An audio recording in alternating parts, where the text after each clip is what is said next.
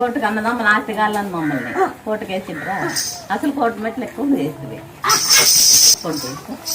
ఎన్ని లక్షలు వస్తే 1,1000 రూపాయలు ముడుపులకు వేస్తాను. తిరుపుకుంటా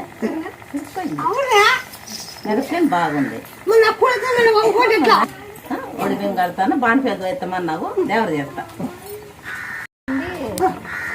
హార్ట్ అటాక్ కి స్టార్ట్ అయింది. వల్ల అర్జెంటుగా అనంతపురంకి అని తెచ్చుకున్నాం. అంబులెన్స్ లో పోతున్నాము. హార్ట్ ఫోన్ చేసింది. చేసింటే మల్లెపూలు మించుమని ఏమి కాదండి. మల్లెపూలు అదే మహిమమ్మా మాకు గంతీరు ఇట్లా మీరు అనుకున్నాడు. అంబులెన్స్ లోన మల్లెపూలు మూసేసినాక కూర్చున్నాడు. బెడ్ మీద అనుకున్నాడు. మల్లెపూలు మూసేసినాక ఇంక పై కూర్చున్నాడు లేచి. నమ్మతా అనుకునే బెడ్ ఎట్టు కూర్చుంటాను.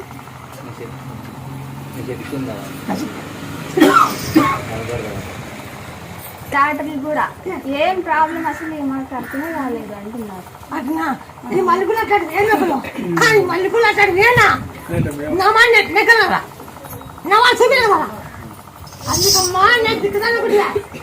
అది దాంట్లో ఐసీలో పెట్టినారు.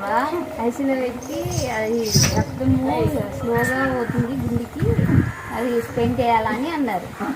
ఈ మొక్కుకుంటున్నా, నేను అమ్మకు మొక్కుకుంటున్నా, ముచ్చలమ్మ అనుకుంటున్నా. ఇట్లా ఐసీలాకి హ్యాండ్ బ్యాగ్ తగిలేసుకొని పెద్ద బొట్టు పెట్టుకేంది. పెద్ద బొట్టు అమ్మ ఇక ఎవరో తెలియదు బొట్టు పెట్టుకేంది. మళ్ళీ కింద కుంకుమ బొట్టు పెట్టుకేంది. వస్తుంటే నేనే డోర్ తీసినాక ఐసీయూ రూమ్ లోకి వచ్చింది. అయిపోయినాక ఇంకా సక్సెస్ అయింది, బాగా అయిపోయింది, మీ నాయనకి బాగుంది అని చెప్పి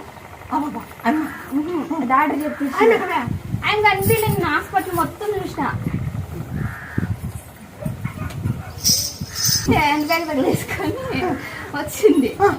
నిన్న అంత మొత్తం చూసిన హాస్పిటల్ లేదు, చనిపోలే. ఇంకా ఎర్ర చీర కట్టుకేయండి, బాగా కొంచెం లావుందా.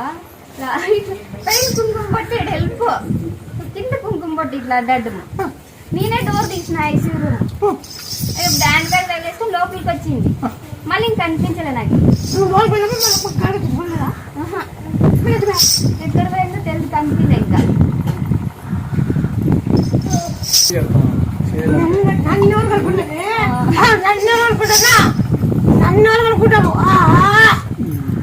బయటకు వచ్చేసింది.